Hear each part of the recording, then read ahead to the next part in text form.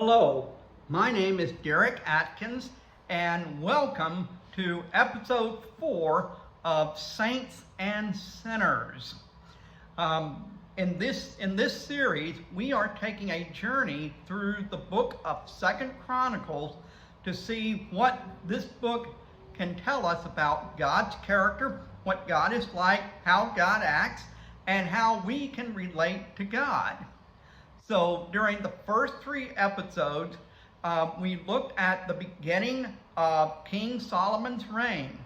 We saw how the very first thing he did after becoming king, he gathered all the tribes of Israel together for a sacred assembly at Gibeon, where he offered up thousands of sacrifices, and in doing so, he recognized God's authority over him and over the entire nation of Israel. Then in this episode 2, we saw that God appeared to King Solomon in a dream and asked King Solomon for whatever he wished. And Solomon, instead of asking for great wealth, great honor, the death of his enemies, or long life, he asked for wisdom. Wisdom to know how to govern this nation that God had put him king over. And then in the 3rd episode, we saw how God began to bless Solomon with great wealth. And so now we're going to move into chapter 2, and we're going to look at how Solomon began to make preparations for building the temple. So today we'll talk about why the temple was important and what Solomon's motivations were for building the temple. Now, when we're talking about building a temple, this is similar to people building churches today. And for many architects, building a church is often the highlight of their professional careers. Now, during the communist era, atheism was the ruling ideology of the Polish government. So there was official hostility towards Christianity. However, Poland has always had a large number of faithful Catholics. And some of these Catholics used their architectural skills during the communist era to build some of the most distinctive works of architecture in the 20th century. Now, many of these architects experienced a great deal of frustration in their day jobs, where they put great passion into building homes and schools for people to live in and study in. And it was a great frustration for them because they put great passion into designing these homes and schools for people, only to see their works, their efforts go to waste because these buildings were constructed in such a poor manner.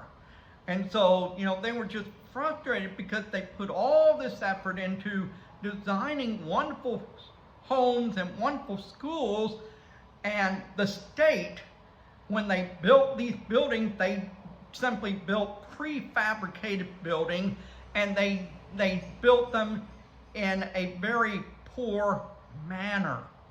And so these architects instead used their time after work to begin designing churches. And so they poured their best efforts, put their best effort into designing these churches. And as one architect later explained, they wanted these churches to be the best pieces of architecture in the communities where they built these churches. And so today, we're going to look at the preparations that King Solomon made for building the temple in Jerusalem. And as we look at these preparations, I'd like to invite you to consider the question, why? Why did King Solomon build the temple in Jerusalem, and why was the temple so important to the Israelites? So let's take a few moments to read 2 Chronicles chapter 2, verses 1 through 10. So 2 Chronicles chapter 2, verses 1 through 10. Here we go. Solomon gave orders to build a temple for the name of the Lord and a royal palace for himself. He conscripted 70,000 men as carriers and 80,000 as stonecutters in the hills and 3,600 as foremen over them. Solomon sent this message to Hiram, king of Tyre. Send me cedar logs as you did for my father David when you sent him cedar to build a palace to live in. Now I am about to build a temple for the name of the Lord my God and to dedicate it to him for burning fragrant incense before him, for setting out the consecrated bread regularly, and for making burnt offerings every morning and evening, and on Sabbaths and new moons, and at the appointed feasts of the Lord our God. This is a lasting ordinance for Israel. The temple I am going to build will be great, because our God is greater than all other gods. But who is able to build a temple for him, since the heavens, even the highest heaven, cannot contain him?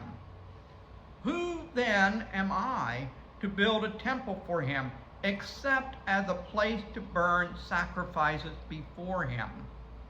Send me, therefore, a man skilled to work in gold and silver, bronze and iron, and in purple, crimson, and blue yarn, and experienced in the art of engraving, to work in Judah and Jerusalem with my skilled craftsmen, whom my father David provided.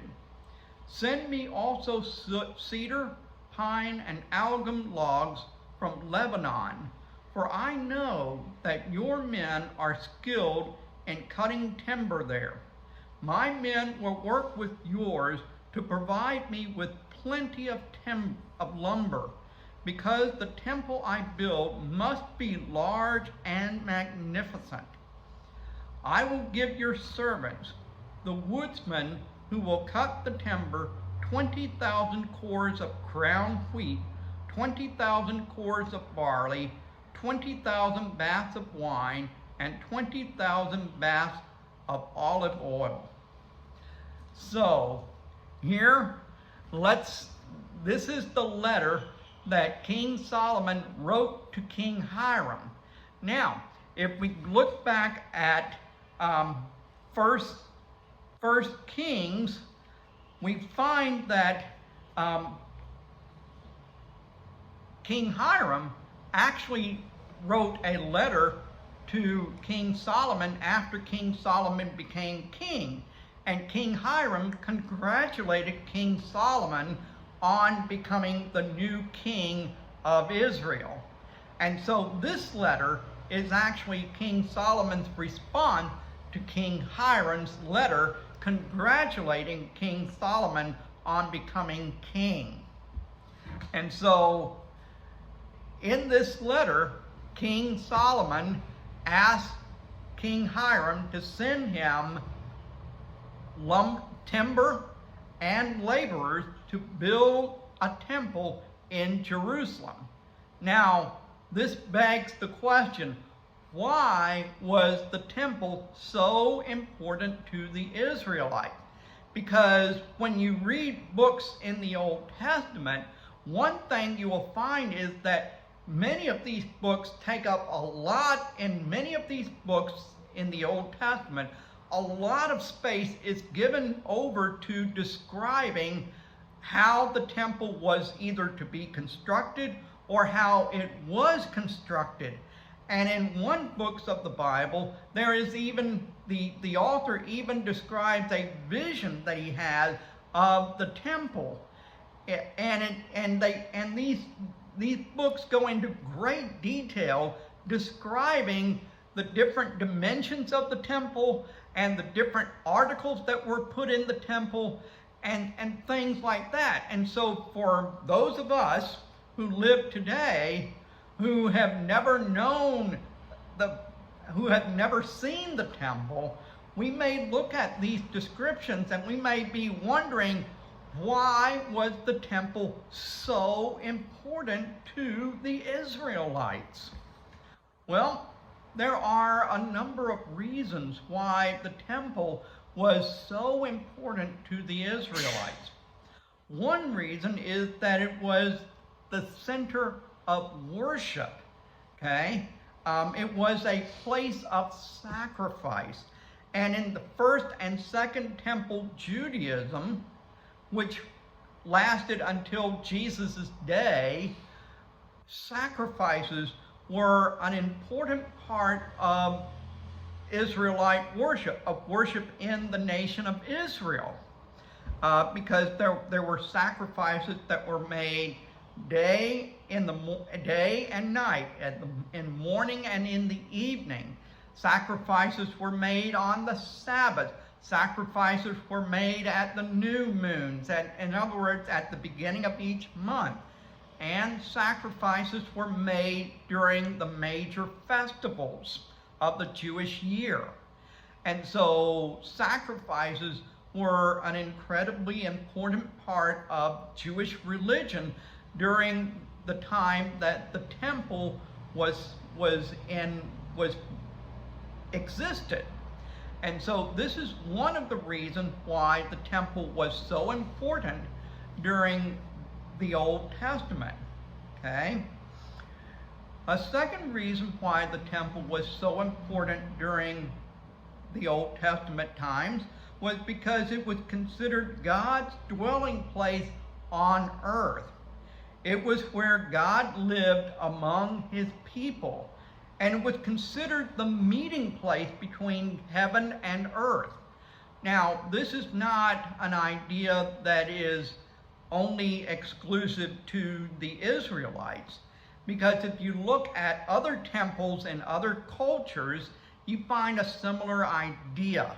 For example, in Babylonia, in ancient Babylon, they had temples, and these temples were often very tall because the top of the temple was considered to be a meeting place between earth and heaven.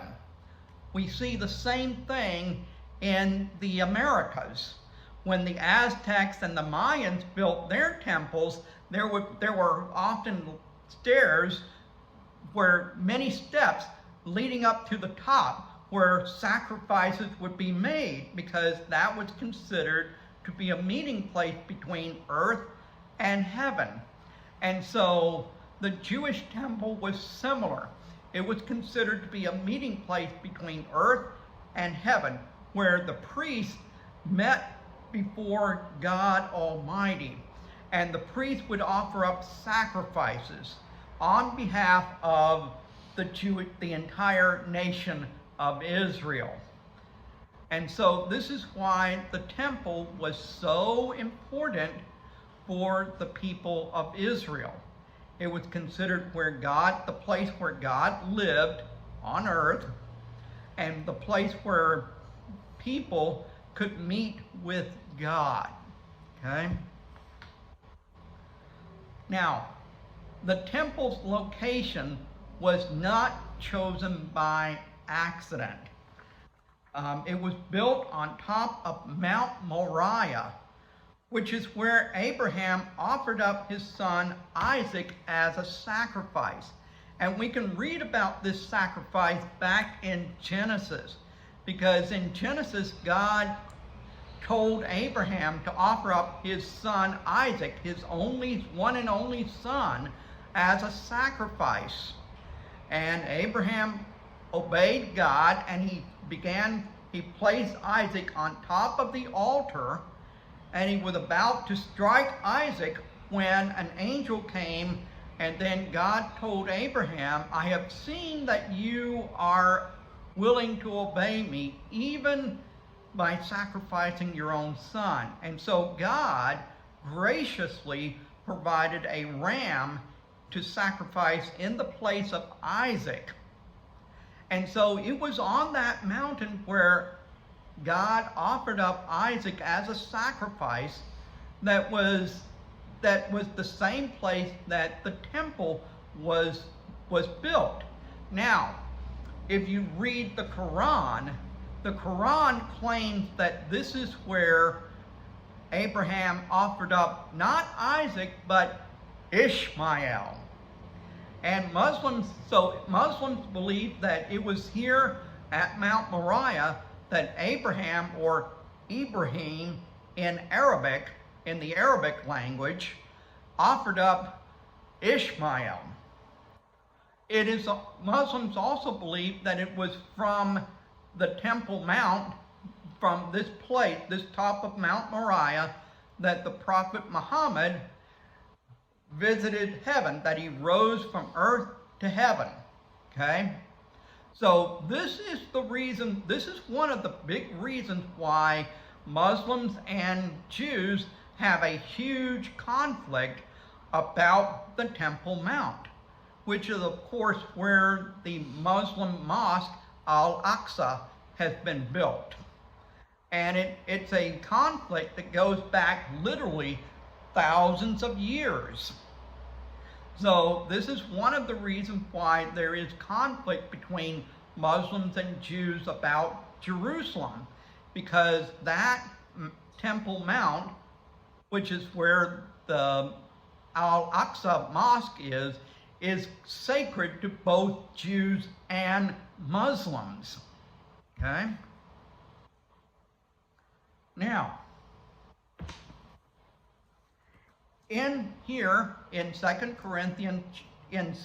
Chronicles chapter 2, in verse 1, it says that Solomon gave orders to build a temple for the name of the Lord.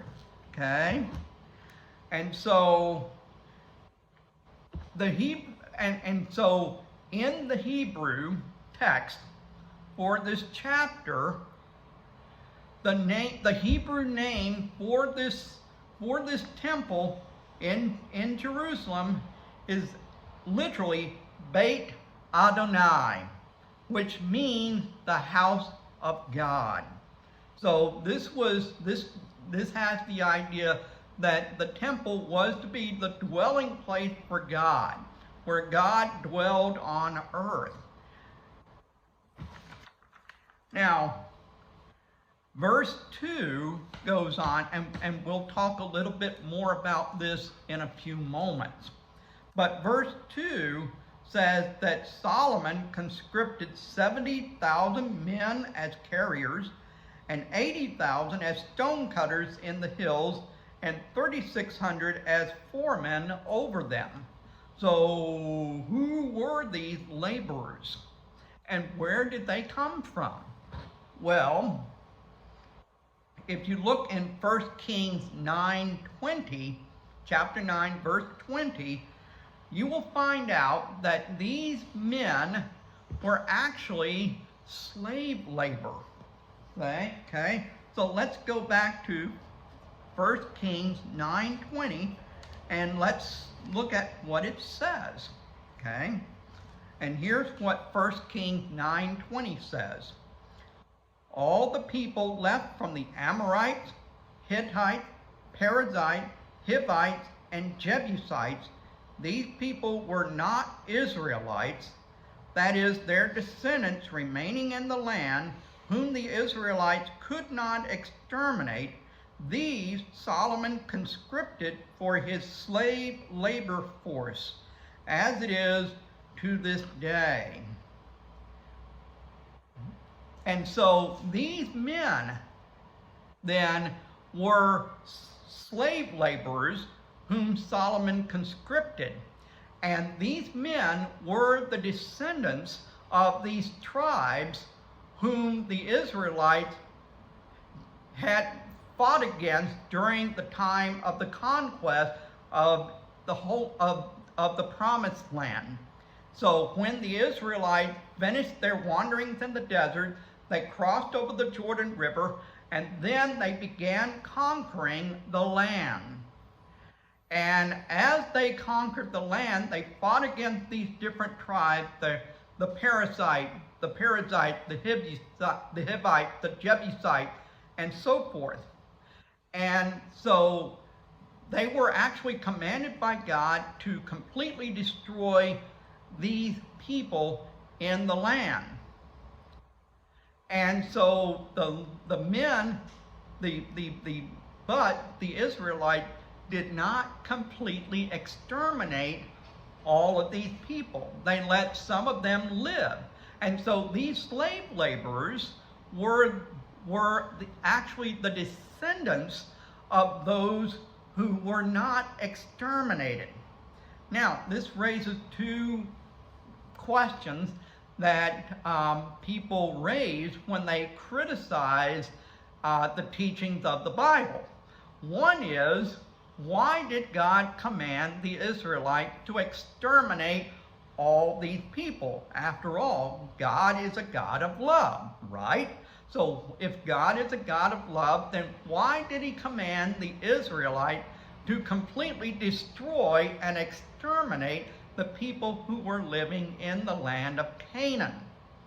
And the second question is, if Solomon had these slave laborers, does that mean that God approved of slavery?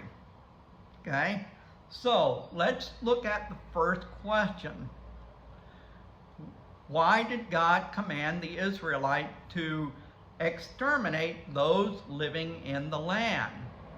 Well, the reason is because these people were practicing false religion.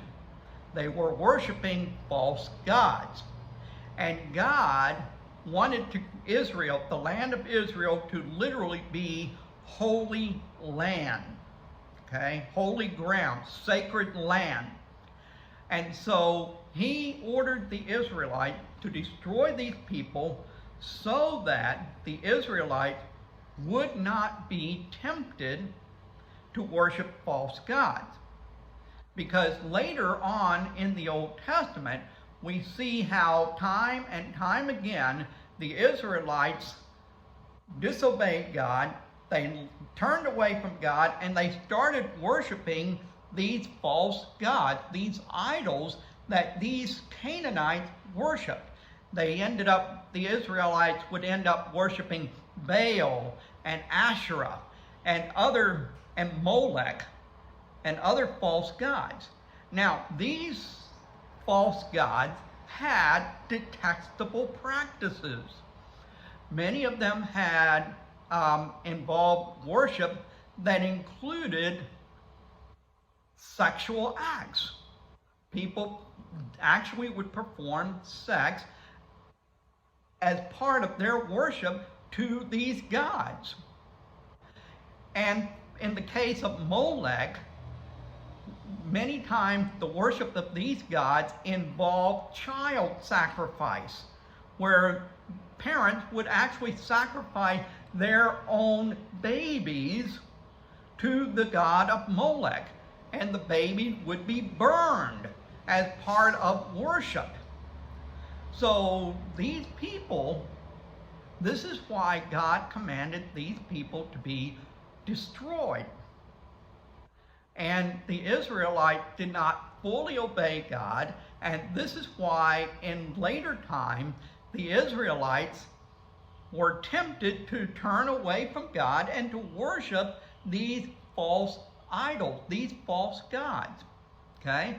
So that's the first question. Why did God command the Israelites to destroy all these people? The second question is, if Solomon used slave labor, does that mean God approved of slavery?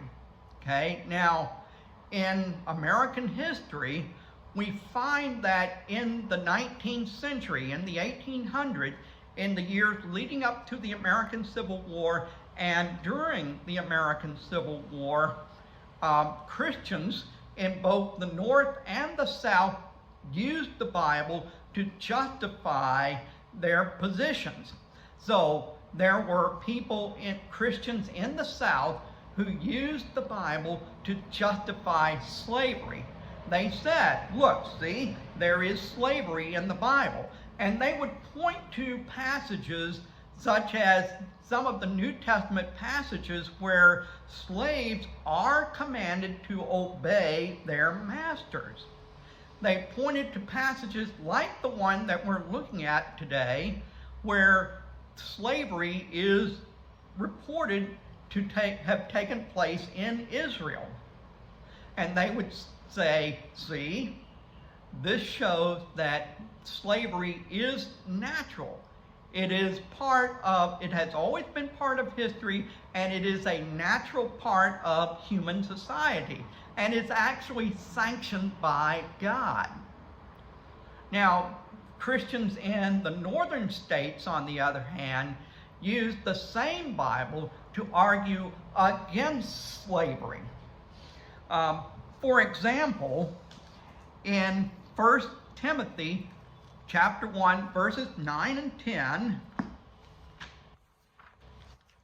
the Apostle Paul says, he's talking about the law, and he says, we know that the law is good if one uses it properly.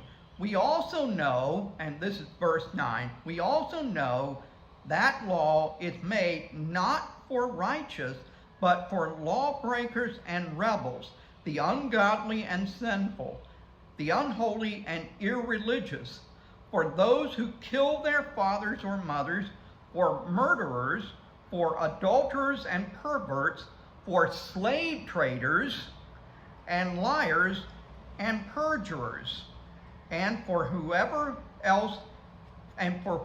else is contrary to sound doctrine. And so here we see that the Bible does condemn slavery. Now,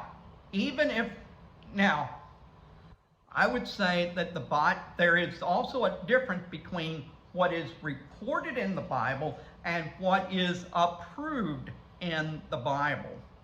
So, for example, in this passage, it is reported and recorded that there was slavery in Israel. But does that mean that God approved of slavery? Just because you report something doesn't mean that you approve it. Okay? And so I think we need to make that distinction here. But if for the sake of the argument, we say, let's not look at the New Testament, let's just look at the Old Testament, because this passage takes place during Old Testament times, we still find that the Bible argues in favor of freedom. And the biggest example I can point to is the book of Exodus. Because in the book of Exodus, it tells the stories of how the Hebrews were in slavery for more than 400 years in Egypt. They cried out to God for deliverance, and God sent them Moses, who led them out of slavery and into freedom.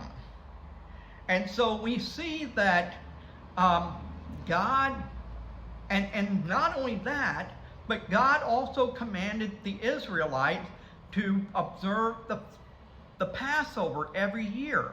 And so every year, the Israelites were reminded that they were once slaves and they had been set free. And so that is a powerful scriptural and historical example that argues against slavery.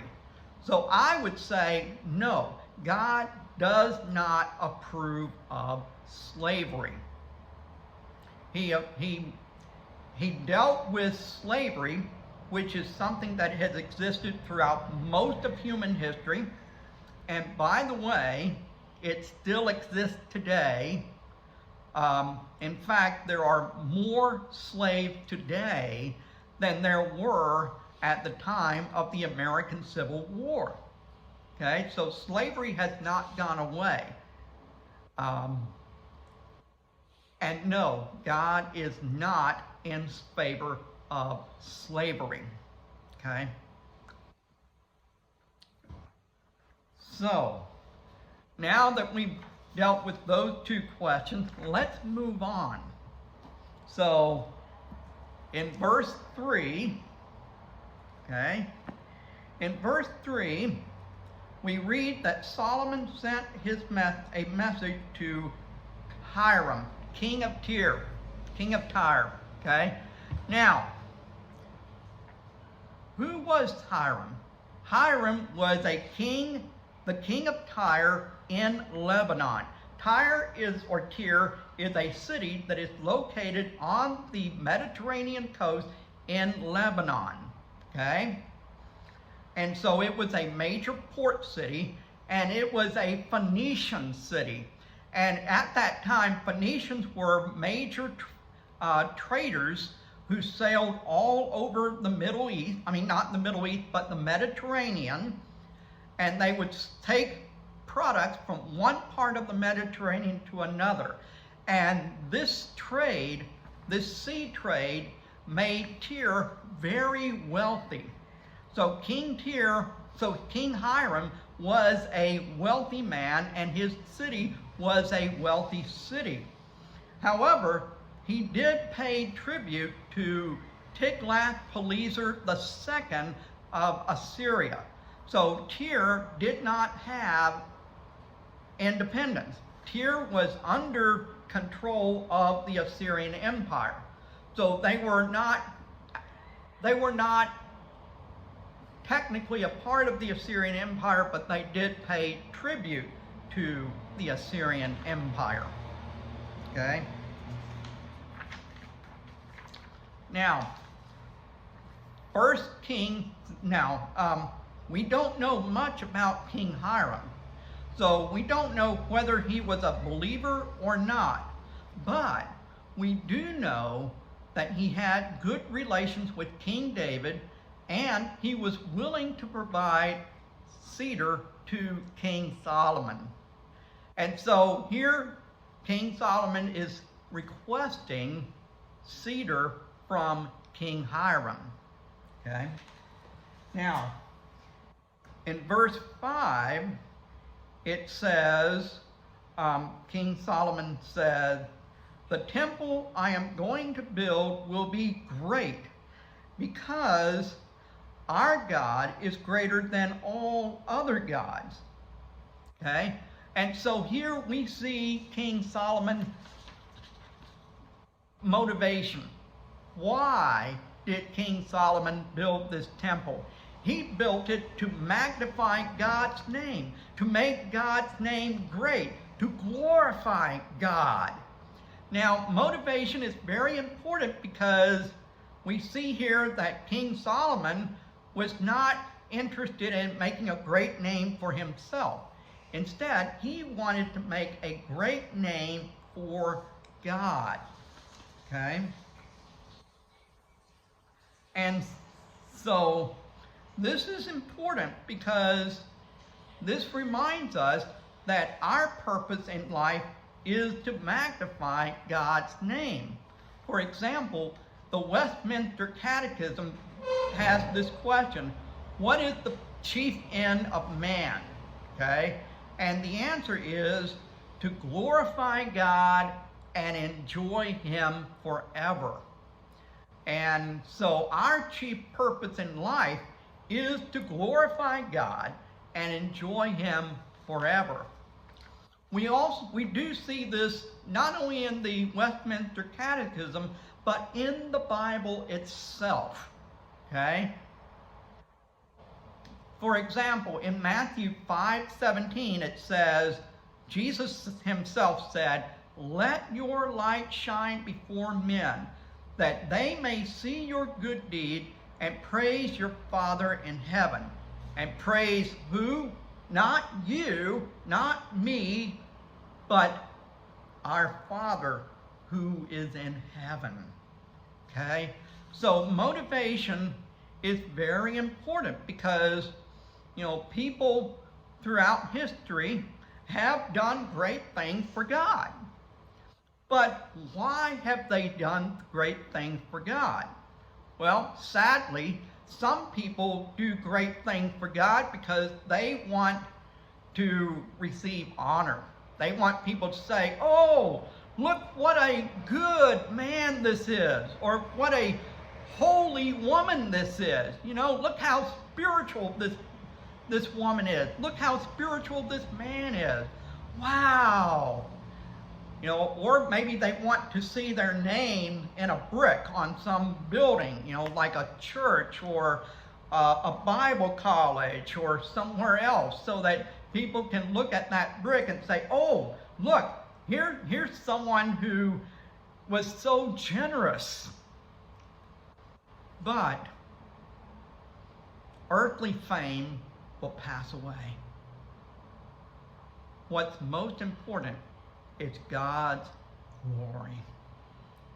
And that's what King Solomon recognized in today's passage. And then in verse 6, King Solomon also says, but who is able to build a temple for him, since the heavens, even the highest heaven, cannot contain him? Who then am I to build a temple for him, except as a place to burn sacrifices before him? And so here King Solomon confesses that this idea of building a house for God is in many ways quite preposterous. It's crazy. I mean, if God is so great that the heavens, even the highest heaven, cannot contain him, then what gives us the idea that God can be contained in a small structure as big as the temple? Even though the temple will be big, great by human standard, yet compared to the universe, it's so tiny. And if God cannot be contained by even the highest heaven, then how can he be contained by this mere temple? He can't. And yet, God still put it in Solomon's heart to build this temple so that people could come before God and worship him. And again, why? And Solomon wanted to build a great temple, a grand temple. Why? So that he could glorify God's name. And that leads us to the question, how can we glorify God's name? How can we bring honor and glory to his name? Well, going back to Matthew 5:17, it says, let your light shine before men, that they may see your good deeds and praise your Father in heaven. So one way that we can bring glory to God is by doing good deeds. Now, we know that the Bible teaches us that we cannot get into heaven by doing good deeds. We can get into heaven only by God's grace. It is by grace that you have been saved, and that not of yourselves, lest any man should boast. Okay? So we cannot be saved by our good deeds, but our good deeds do testify to God's glory.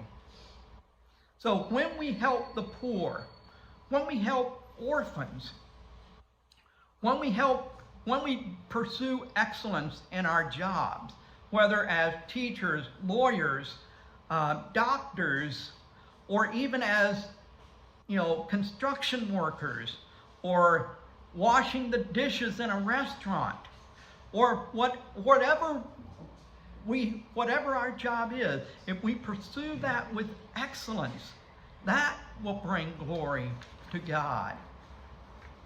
Because our motivation is key. Are we doing this work for God's glory or for our glory? Another way that we can bring glory to God is by living a life of integrity. This means we live lives of honesty, diligence, that we are trustworthy, that we do what is right, that we live lives in such a way that our good deeds bring honor to God's name. Parents raise their children. And when children misbehave, when they do really bad things, this can bring dishonor to the parents. It will grieve their parents. But when children do the right things, when they are polite, when they are honest, when they are hardworking, when they do what is right, even though it would be easy to do what is wrong, then they bring honor to their parents. And their parents have great joy because their children did the right thing. The same is with us. When we do the right thing for God, we bring glory and honor to Him. Now, at the beginning, we talked about these Polish architects who built churches after their working hours. Now, there's a bit more to this story because Solidarity, the labor union Solidarity, actually fought on behalf of these architects. They successfully persuaded the Polish government to cut back work hours and to cut back the work week. And so the Polish government cut back the work week from 6 days to 5 days a week, so that men and women in Poland had Sunday and Saturday off from work. They had a whole extra day off from work. So what did these Polish architects do with their extra day off work? They built churches. And not only did these architects build churches, but many lay people built churches also. Many volunteers came together and they worked together to build churches. And because these projects were unofficial, they did not have access to many modern equipment. For example, they did not have access to cranes. They did not have access to cement turners. Okay? And so they had to find other ways to build these churches without these modern tools. So in one case, a church was built using scaffolding because there was no crane. And these scaffolds were similar to the scaffolds that were used to build the medieval cathedrals or the Temple of Jerusalem, like we're reading about in the Bible today. In other cases, when they had no cement turner mixers, the Poles would use barrels and bicycle wheels, old bicycle wheels, to mix the cement in these barrels so that they would have cement to build these churches. And these architects were determined to make these churches the best buildings in their community. Why? Well, one reason was because they were so frustrated that the other buildings they were designing during their day jobs were being built in such a poor manner. It just frustrated them to no end. But they also did this for God's glory. Because think about it. If the church is the best building in your community, what does that say about the people who go to that church? It says that they want to give their best to God. Why? Because God is so glorious. He is worthy of our best efforts. See? This is how they glorified God, even in the midst of an officially atheistic communist society. And so this leads us to our final question for today. How will you glorify God's name? What will you do to make God's name great? Thank you for joining me today for Saints and Sinners. Next week, we will look at King Hiram's response to King Solomon's letter. So I'll see you next time, and God bless.